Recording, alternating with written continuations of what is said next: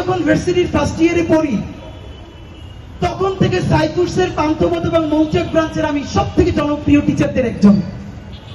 আমি যখন ফার্স্ট ইয়ারে পড়ি তখন ভার্সিটি এডমিশনের জন্য একটা ইংলিশ বই লিখছিলাম, চান্স প্লাস।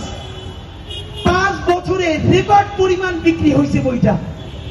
আমি এই ফার্স্ট ইয়ারের একটা ছেলে, এত রেভিনিউ পাইছি, মানে আমার বোন সেই টাকা নিয়ে আমার জন্য ঢাকার আশেপাশে একটা জমি কিনে ফেলছে।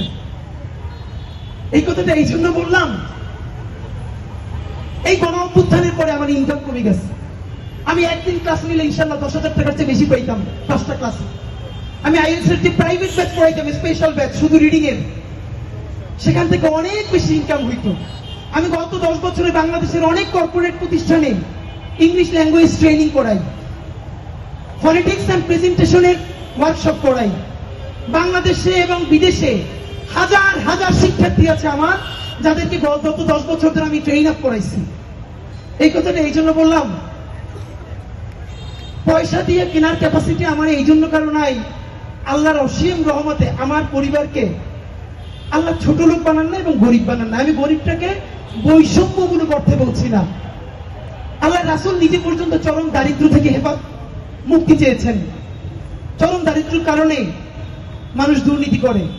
যতটুকু দারিদ্র থাকলে দুর্নীতি করে, আল্লাহ আমার ওই দারিদ্রের মধ্য দিয়ে কোনোদিন নেন নাই। আপনারা দোয়া করেন আল্লাহ যেন আমারে ওই পরিমাণ দারিদ্র অথবা দুনিয়ায় আল্লাহ ছাড়া কোনোদিন কারো কাছে মুখাপেক্ষী না করে। আমি যেন হালাল পয়সায় নুন ভাত ডাল ভাত খাইয়া, এই যে আমি খাইলে যেন আমার টিমের সবাইকে নিয়ে একসাথে খাইতে পারি। আপনারা অনেকেই আমারে কিছু খাওয়াইতে চান, গত 1 বছর ধরে জানেন মানুষ কিছু একটা খাওয়াইলে খুশি হয় না। আমি ইদানিং মায়েরা, আমাদের বোনেরা সংসারের পর একটু যদি নতুন সংসার করে, ছোট্ট ছোট্ট জিনিস নিয়ে কেমনে সংসার করে তোলে না, এই ফিলিংটা আমার মধ্যে তৈরি হয়েছে। আমরা